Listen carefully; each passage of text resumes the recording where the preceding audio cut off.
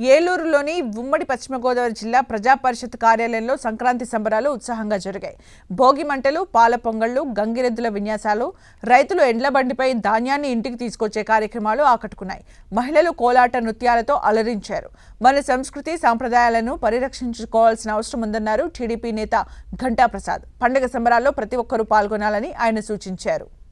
గోదాదేవి కళ్యాణం అలానే సంక్రాంతి రోజు ఆ రోజు పంట ఇంటికి వచ్చిద్ది కాబట్టి కొత్త పంట ఆ రోజు పొంగలు వండి అంటే ఒక పాయసం వండి అందరికీ పెట్టి పెద్దలకు బట్టలు పెట్టి అలానే కనుమ రోజు ముఖ్యంగా గోపూజ అంటే ఆవులకి గేదెలకి ఎద్దులకి పూజ చేసుకునే విధంగా అది సంక్రాంతి పండుగ ప్రాధాన్యత అలా జరుగుతుంది ప్రాసెస్. కాకపోతే ఇప్పుడు అందరికీ ఈ జిల్లా పరిషత్ ఆవరణలోని సంక్రాంతి ఎలా చేస్తారు, భోగి ఎలా చేస్తారు, కనుమ ఎలా చేస్తారు అనేది చూపించాలనే దృష్టిలోనే ఈరోజు ఈ గంగిరెద్దులు ఆడిచ్చే వాళ్ళని కానీ, జంగాలాళ్ళు పొగిడిచ్చే జంగాలోళ్ళు కానీ, అట్లానే పాయసం ఎలా తయారు చేస్తారు అనేది, భోగి మంటలు ఎలా చేస్తారు సాంప్రదాయబద్ధంగా చూపించాలని చెప్పి ఈరోజు ఇక్కడ చేస్తూ ఉన్నాం.